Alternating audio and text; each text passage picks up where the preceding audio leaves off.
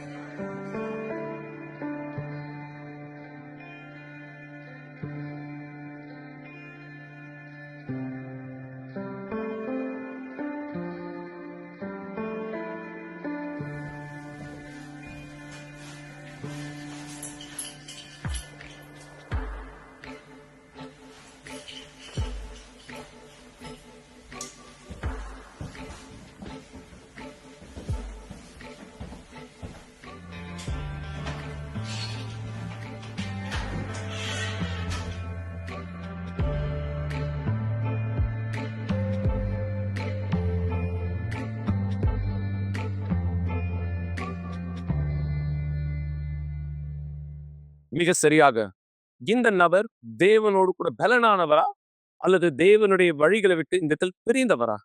நீங்க இந்த இடத்துல யோசிங்க. நீங்க யோசிக்கும்படியாக இந்த கேள்வியானது கடினமான ஒன்றும் இந்த இடத்தில் இல்லைன்னு நான் நினைக்கிறேன். ஏன்னா இந்த நபர் ஞாயிற்றுக்கிழமை ஆலயத்துக்கு இந்த இடத்துல வருகிறவராய் வராங்க. எத்தனை பேர் நீங்க அதே செயலை செய்றீங்க? ஒவ்வொரு ஞாயிற்றுக்கிழமை நான் இந்த இடத்துல பைபிள் எடுக்கிறேன், நான் ஆலயத்துக்கு இந்த இடத்துல போறேன், நான் கூட்டங்களை கலந்துக்கிறேன், நான் தேவனுடைய வார்த்தையை இந்த இடத்துல கேட்கிறேன். ஆமென். ஆனா வாரத்தின் நாட்கள் நீங்க எப்படியானவரா இருக்கீங்க? தேவனோடு உங்களுக்கு இருக்கிற உறவு, இந்த தொடர்பு எப்படியான ஒன்றாக இந்த இடத்துல இருக்கு? தேவனோடு நீங்க வாழ்கிற அந்த வாழ்க்கை எப்படியான ஒருவரா இந்த இடத்துல வாழ்ந்துட்டு இருக்கீங்க? நீங்க திங்கட்கிழமை தொடங்கி திங்கட்கிழமை அல்லது ஞாயிற்றுக்கிழமை தொடங்கி ஞாயிற்றுக்கிழமை தேவனை சந்திக்கிற ஒருவராய், வாரத்திற்கு ஒருவரை நான் தேவனை சந்திக்கிறேன் அப்படியான ஒருவராய் நீங்கள் இருக்கிறீர்களே, ஆனால் தேவன் எப்படி உங்களோட தொடர்ந்து பேச முடியும்? தொடர்ந்து தேவன் உங்களோடு கூட பேசாத ஒருவராய் இருக்கிறாரே, ஆனால் தேவன் பேசுகின்றது பிரச்சனை இல்லை, அவர் பேசுகிறதை நீங்க கேட்காத ஒருவராய் இருக்கிறவராய் இருந்தால் தேவன் எப்படி உங்களை வழி நடத்த முடியும்? அவர் வாக்களித்த அந்த வாக்குத்தத்தங்களை நோக்கி உங்களை அவர் எப்படியாக நகர்த்த முடியும்? பிரச்சனை எங்கன்னு தெரியுதா? இந்த காரணம் தான் பல மக்கள் தேவனுடைய வாக்குத்தத்தங்களை கேட்டிருந்து அந்த வாக்குத்தத்தத்தினுடைய நிறைவேற்றுதலை தன் வாழ்க்கையிலே இன்னும் காணாத ஒருவராய் இந்த இடத்துல இருக்கிறார். தேவன் அவருடைய வழியை நமக்கானதை கொடுக்கும்போது நாம் அந்த வழியை ஏற்றுக்கொண்டு அவர் விருப்பத்திலே நடந்தால் தேவனுடைய அதி அற்புதமான பதில் நம் வாழ்க்கை மீது நிஜமாக்கப்படுகிறது. எனவேதான் நாம இந்த தானியேல் உபவாசத்தில் ஒன்றிணைந்த பராயத்தில் இருக்கிறோம். 21 நாள் கடந்த புதன்கிழமை தொடங்கினோம். இங்கு இந்த விசுவாசத்திலே இந்த வருஷத்தினுடைய கடைசி நாள் வரையும் நாம் முன்னோக்கி செல்ல போகிறோம். இந்த உலகத்தின் காரியம் எல்லாவற்றிலிருந்து நம்மை பிரித்து தேவனோடு மட்டும் நாம் இந்த இடத்துல இணையும்படியாக பரிசுத்த ஆவியானவருக்கு அதிக கவனம் கொடுக்கும்படியாக தேவனுடைய வார்த்தைக்கு வாஞ்சையாய் தாகமாய் இருக்கிறோம் என்பதை காண்பிக்கும்படியாக அதிகமாய் ஆலயத்துக்கு வருவது, தேவனுடைய வார்த்தையை படிப்பது என பரிசுத்த ஆவியானவரை தவிர வேறு யாரால் நம் வாழ்க்கையை பரிபூர்ணமாய் மாற்ற முடியும்? பரிபூர்ணம் என்று சொல்லும்போது இந்த உலகத்தின் காரியங்கள் குறித்து நான் பேசல. தேவன் ராட்சியத்துக்குரியவராய் தேவனுடையவராய் நம்மை வேறு யாரால் இந்த இடத்தில் மாற்ற முடியும்? எனவேதான் உலகத்தோடு இருக்கிற உங்களுடைய தொடர்பை இந்த இடத்துல விலக்கி தேவனோடு தேவனுடைய காரியங்களிலே அதிகமாய் முதலீடு செய்கிறவராய் இந்த இடத்துல இருங்க. இந்த உபவாசத்தில் நீங்களும் கலந்து கொள்ளும் இடத்துல விரும்பினா ஸ்கிரீன்ல பார்க்கிற இந்த தொலைபேசி எண்களை எங்களை தொடர்பு கொள்ளுங்கள். 9384638738. மிக நிச்சயமாய் இந்த தானியேல் உபவாசமானது என்ன, இதில் நீங்கள் எப்படியாய் பங்கேற்கலாம், உங்களுக்கான விளக்கம் கொடுக்கப்படும். நீங்களும் இதே விசுவாசத்தினுடைய ஆவியில் எங்களுடைய இணையும்படி இந்த நேரம் நான் உங்களோட ஒரு சாட்சியை பகிர்ந்து கொள்ள விரும்புகிறேன். இஸ்ரவேல் சிறப்பு நிகழ்ச்சி யோர்தான் நதியிலே சிலர் கடந்த ஞாயிற்றுக்கிழமை பீடத்தை ஏறினீர்கள். சிலர் வரப்போகிற இந்த நாட்களிலே நீங்கள் பீடத்தை ஏறுகிறவராய் உங்களை தயார்படுத்தி கொண்டிருக்கிறீர்கள். தேவன் பீடத்தின் மீது நம்முடைய முழுமையை கொடுக்கும் பொழுதும் அவர் எப்படியாக நம்முடைய வாழ்க்கையை முழுமையாக ஆசீர்வதிக்க முடியும் என தேவனுடைய பாதுகாப்பு நமக்கு சொந்தமானது. நீங்க இந்த சாட்சியில பாருங்க, இந்த நபருடைய வாழ்க்கை இன்று மரித்து அடக்கம் பண்ணப்பட்ட ஒரு வாழ்க்கையா இருந்திருக்கும். ஆனா தேவன் அது இடம் கொடுக்கல. எந்த காரணத்தினால? தேவன் இவருக்கு உதவி செய்தா இன்று இந்த சாட்சியானது இவர்கள் நம்மோடு பகிர்ந்து கொள்ளும்படியாக தேவன் இவர்களை எப்படியாக ஆசீர்வதித்திருக்கிறார் பாருங்கள் இப்பொழுதே.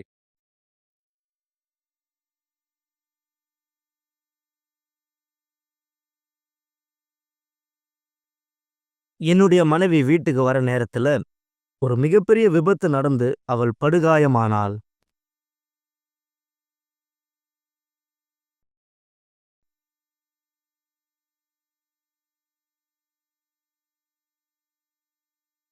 "14 நிமிஷத்துல வீட்டுக்கு வந்துடுறா" அப்படின்னு சொன்னா.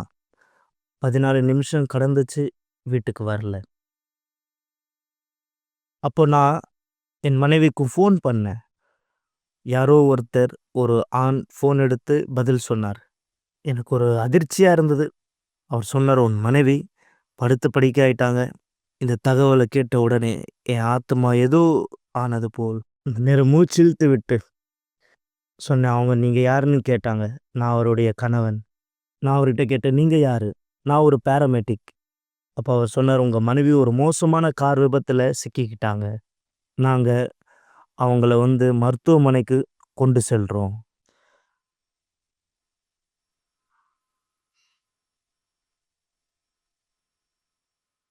எப்போ நான் அங்க போனேனோ, நான் அங்க போய் பார்க்கும்போது இந்த ஃபோட்டோல இருக்கிற மாதிரி இந்த ஒரு தள்ளு வண்டியில, மரக்கட்டு தள்ளு வண்டியில இந்த சூழ்நிலையில தான் அவங்க இருந்தாங்க. ஏன்னா அவங்க இருந்த நிலைமை இன்குபேட்டர்ல வைக்கப்பட்டிருந்தது. எப்படி? ஏன்னா கார் விபத்து ஏற்பட்ட உடனே முகம் 2ஆ பிளந்தது. முகத்துல இடப்பக்கம் 12 விதமான எலும்பு முறிவு. அப்ப நான் பார்த்தேன், தலைப்பகுதி, நடுப்பகுதி 12 விதமான எலும்பு முறிவு. அவங்களுடைய புருவம் தள்ளி இந்த பக்கம் வந்தது. நரம்பு, அந்த சதை எல்லாமே வெளியே தெரிஞ்சது. 3 விதமான இருதய குழாய்கள் நின்று போனது. கடைசியா சொல்ல பார்த்தா, அதாவது அவங்க இறந்துட்டாங்க.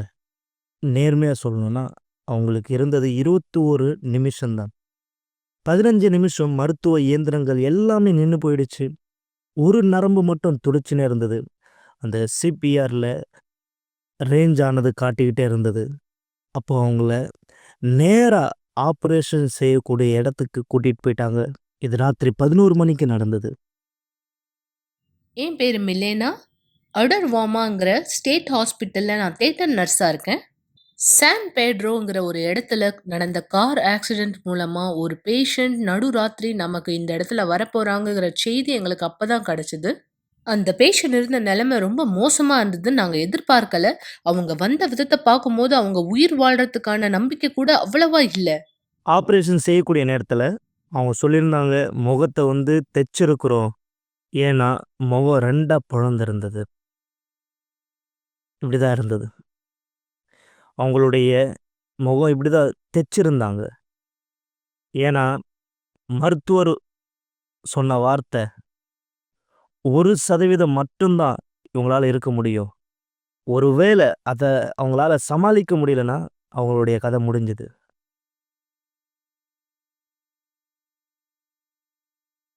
எப்போ ஆப்ரேஷன் முடிஞ்சதோ, இப்படியே தான் நான் அவங்கள பார்த்தேன். அங்க போனேன். ஐசியூக்குள்ள.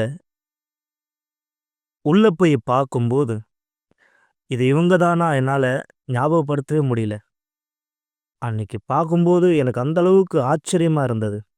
எனக்கு கவலையா இருந்தது. ஏன்னா நர்ஸ் வந்து கேட்கும்போது, "உங்களுக்கு பசங்க இருக்காங்களா?" நான் சொன்னப்போ, "எனக்கு பொண்ணு இருக்காங்க." என்னுடைய மனைவி தலை அசைச்சு வேதனையா இருந்தாங்க. "உங்களால பேச முடியல."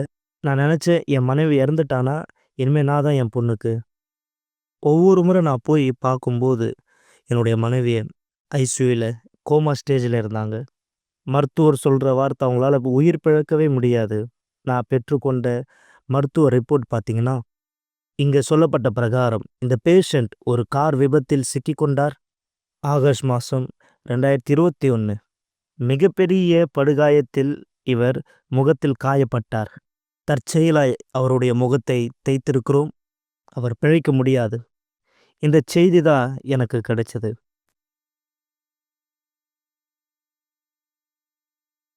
எப்போ நான் என்னுடைய மனைவி அந்த சூழ்நிலையில பார்த்தேனோ, தேவன் என்கிட்ட பேசினார்.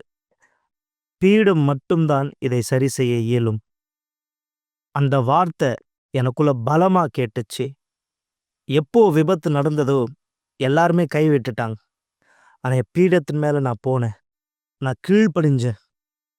அந்த நேரம் தியாகம் கூட நான் இன்னும் ஆயத்தப்படுத்தல. நான் அங்க போனேன். முழு மனதோட, உறுதியா நான் அந்த நேரம் என்னுடைய மனைவிய மாத்த விரும்புறேன். ஏன்னா, எந்த அளவுக்கு நான் செலவுகள் செய்திருந்தாலும், இது அவங்கள குணப்படுத்தாது. 1% மட்டுமே தான் அப்படின்னு சொன்னாங்க. நான் நம்பிக்கை விடல. ஆண்டவருடைய பீடத்தின் மேல நான் ஏறினேன்.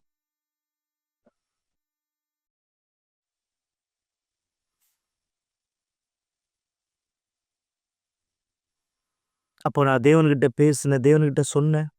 நான் இன்னொரு கல்யாணம் பண்ண விரும்பல ஆண்டவரே.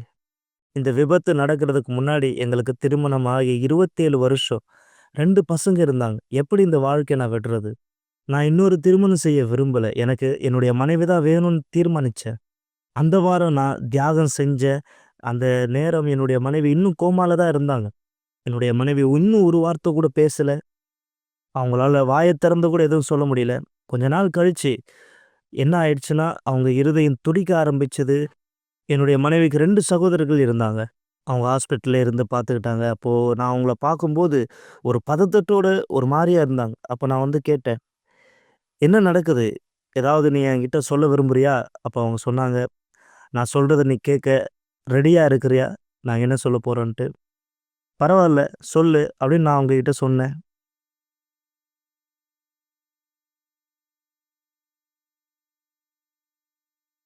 இதுதான் அந்த செய்தி.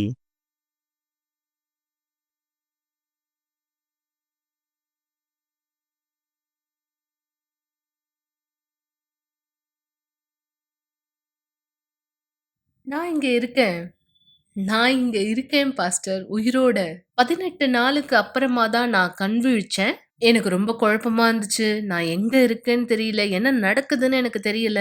நான் மறு உத்தரவு குடுத்த பிற்பாடு, எனக்கு அந்த நேரத்துல சாப்பிடணும்னு மட்டும் தான் தோணுச்சு. நான் அதுக்காக ஏங்கிக்கிட்டு, கத்திக்கிட்டே இருந்தேன். எனக்கு உணவு வேணும், தண்ணி வேணும். ஆனா என்னால சாப்பிட முடியாது. ஏன்னா எனக்கு ட்ரக்கியாஸ்டமிங்கிற சுவாச டியூப எனக்காக செலுத்தியிருந்தாங்க. ஆனா நான் சாப்பிட விரும்பினேன். எனக்கு தண்ணி வேணும், எனக்கு சாப்பாடு வேணும்.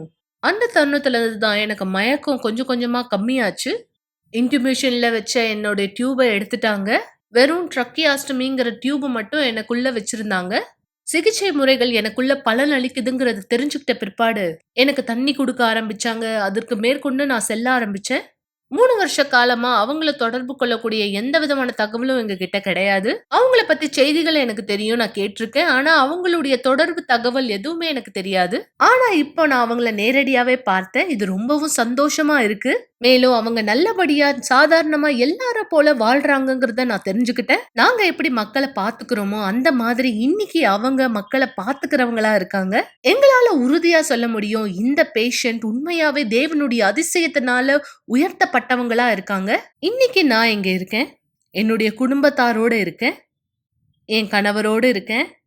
இன்னைக்கு என்னுடைய உண்மையான மகிழ்ச்சி, சந்தோஷம் என்னன்னா, ஆலயத்துக்குள்ளாக இருக்கிறது மட்டும்தான். எங்களால ஆண்டவராகிய இயேசு என்ன அவங்க வாழ்க்கையில செய்ய முடியுங்கிறத மக்களுக்கு சொல்ல முடியுது. அவங்க அத நம்புனாங்கன்னா, அவங்களுடைய வாழ்க்கைய முழுமையா அர்ப்பணிப்பாங்க. இன்னைக்கு நான் இருக்கிற விதத்த பார்த்து அத ஏத்துக்கணும்னா, உண்மையாவே கடினமா இருக்குங்கிறத நான் உணர்ந்திருக்கேன். ஆனா, இப்ப நான் கண்ணாடிய பார்க்கும்போது, "நீ ரொம்ப அழகா இருக்கன்னு" நான் சொல்லுவேன். ஏன்னா, எல்லாவற்றுக்கும் மேலாக பரிசுத்த ஆவியானவர் எனக்குள்ளாக வாழ்ந்து கொண்டிருக்காரு. அவர் தான் என்னை இந்த விதத்துல உணர வைக்கிறாரு.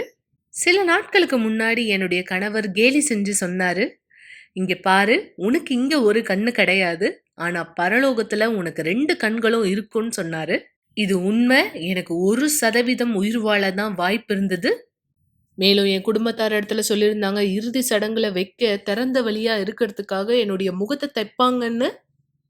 அந்த 1% வாய்ப்ப மட்டும் தான் நாங்க பீடத்து மேலாக வைத்தோம். மேலும் 100% விசுவாசத்த நாங்க பீடத்து மேல வைத்தோம். இன்னைக்கு அது 1000% எங்களுக்கு பதில் அளிச்சுக்கிட்டு இருக்கு. கவலைப்படுவதை நிறுத்துங்கள் என்ற நிகழ்ச்சியை பார்த்து கொண்டிருப்பதற்கு மிக்க நன்றி. கூட்டம் முடிந்த பிற்பாடும் நீங்கள் எங்களை தொடர்பு கொள்ளலாம். மறந்து விடாதீர்கள். எங்களுடைய எண் 9346387738. நன்றி. நான் சொன்னது சரியா? இந்த விபத்திலே இந்த நபர் இறந்திருக்கணும். இந்த நபருடைய முகம் அதற்கான ஆதாரமானதா இந்த நீங்கள் பார்க்கிறீர்கள். அது எவ்வளவு மோசமான விபத்தாய் இருந்திருக்கும் என்பதற்கு. இந்த நபர் இந்த இடத்துல மரித்து அடக்கம் பண்ணப்பட்டவராய் இருந்திருக்கணும். ஆனா இவர் தன்னுடைய சாட்சியை இந்த நேரம் பகிர்ந்து கொள்ளும்படியான வாய்ப்பு கொடுக்கப்பட்டது. இந்த சூழ்நிலையானது உருவாக்கப்பட்டது. தேவன் அனுமதி இல்லாமல் இது நடந்திருக்குமா? மிக நிச்சயம் கிடையாது.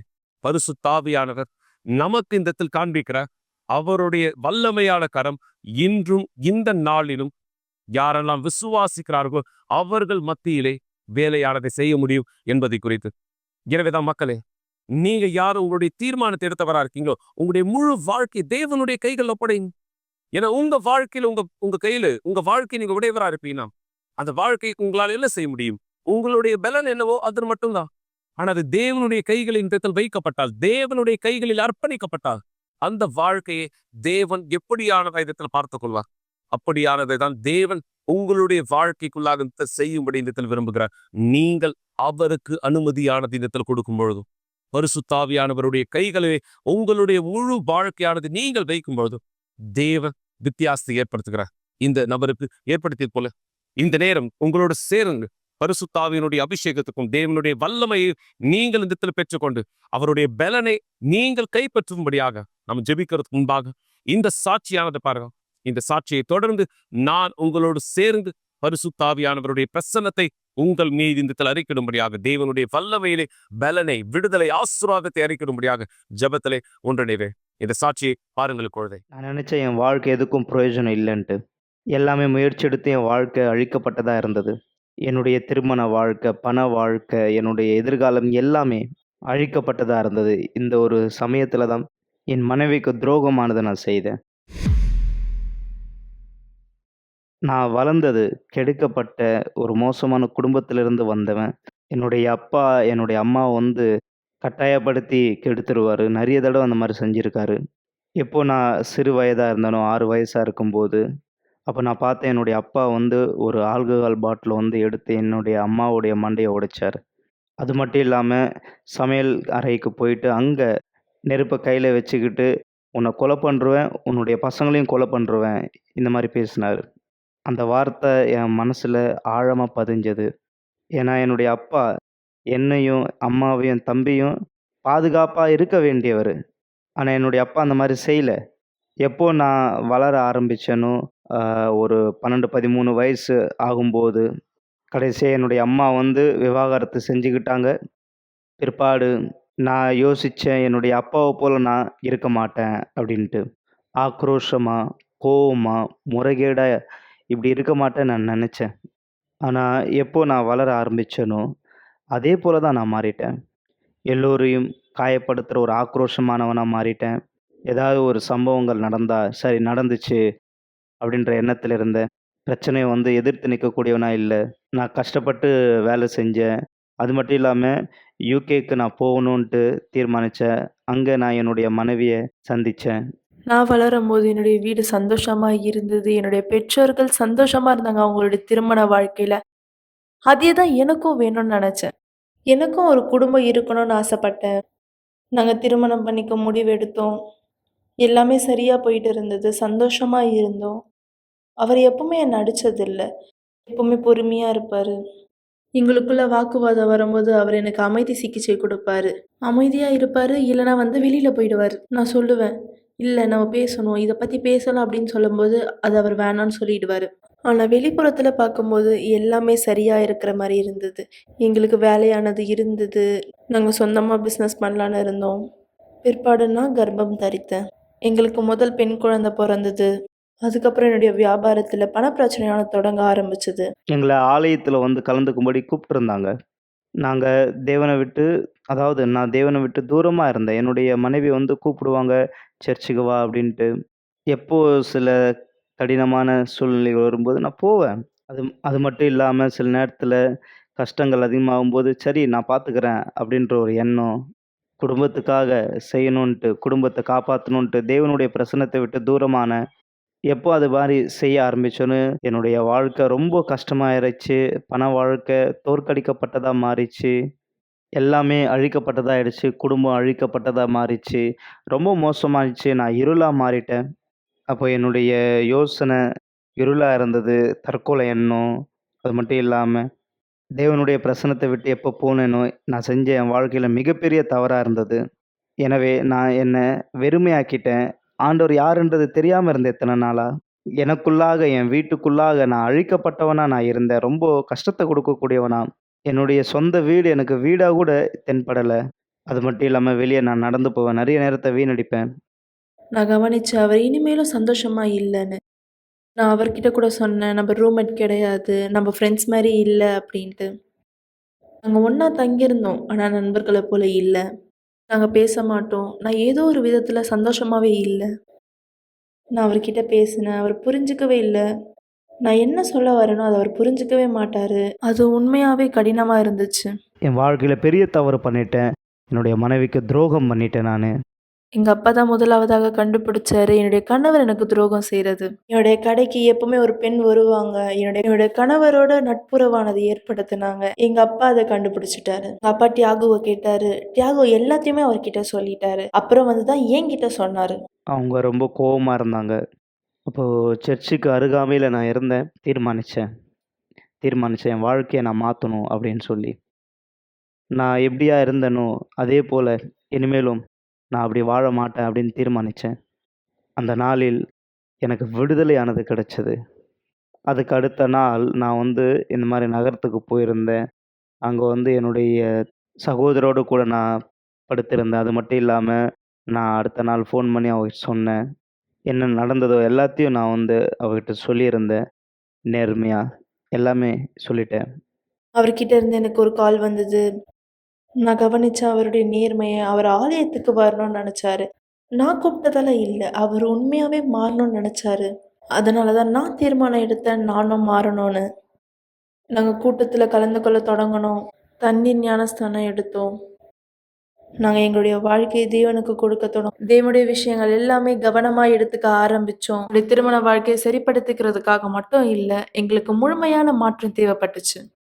தேவனிடத்துல அர்ப்பணிச்சேன். என்னுடைய கடந்த வாழ்க்கையை கைவிடுவதற்கு.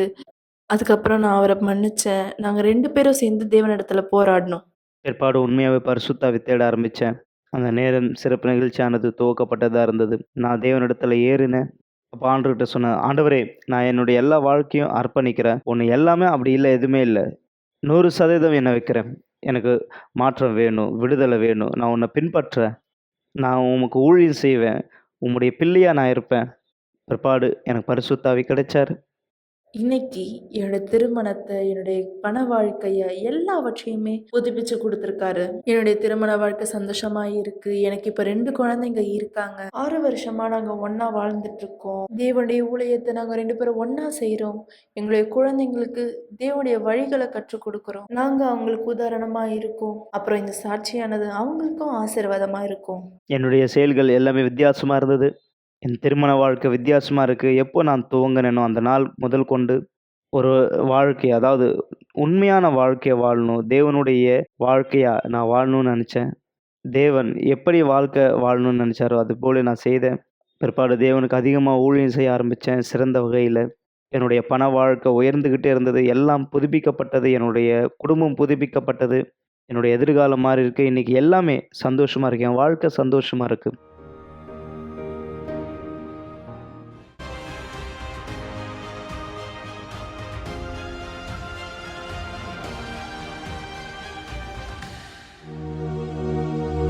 ஒரு கிளாஸ் தண்ணீரை ஆயத்தப்படுத்திக் கொள்ளுங்கள் அல்லது தொலைக்காட்சிக்கு அருகாமையிலே வாருங்கள். இந்த நேரம் உங்களுக்கான ஒரு சிறப்பு ஜெபத்தை நாம் செய்ய போகிறோம். எங்களானவராகியும் இயேசுவே, எங்கள் தேவாவியானவரே, விசுவாசிக்கிற நபர்களுக்கு நீர் வாக்களித்த காரியங்களில் தான் உம்முடைய வாக்கு தத்தங்கள் அனைத்தும் நிறைவேற்றப்படும்.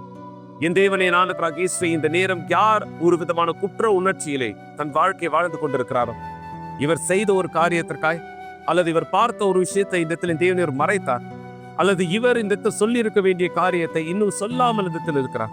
இவருடைய இருதயத்திற்குள்ளாக அந்த நினைவுகள் இவரை இந்த இடத்தில் அலைகழித்துக் கொண்டிருக்கிறது. ஒவ்வொரு நாளும் இவர் தன்னுடைய சமாதானத்தை இழந்து கொண்டிருக்கிறார். ஒவ்வொரு நாளும் சமாதானம் இழந்து போகிற அதே வழியிலே இன்னொரு விதத்தில் இவர் பயத்தையும் நடுக்கத்தையும் தன் சரீரத்துக்குள்ளாக பார்க்கிறார். தன்னுடைய இருதயம் பதமதப்பாய் இடத்தில் இருப்பதை இவர் பார்க்கிறார். என் தேவனை, இப்படியான ஒருவர் உம்முடைய ஆவியை பெற முடியுமா என்று கேட்டால் மிக நிச்சயம் கிடையாது. ஆனால் நீர் இந்த எங்களுக்கு இந்த வாய்ப்பை உருவாக்கும்படி என் தேவனை, எங்களுக்கு இந்த நீர் மனம் திரும்புதல் என்கிற வாய்ப்பானதை கொடுத்திருக்கிறேன்.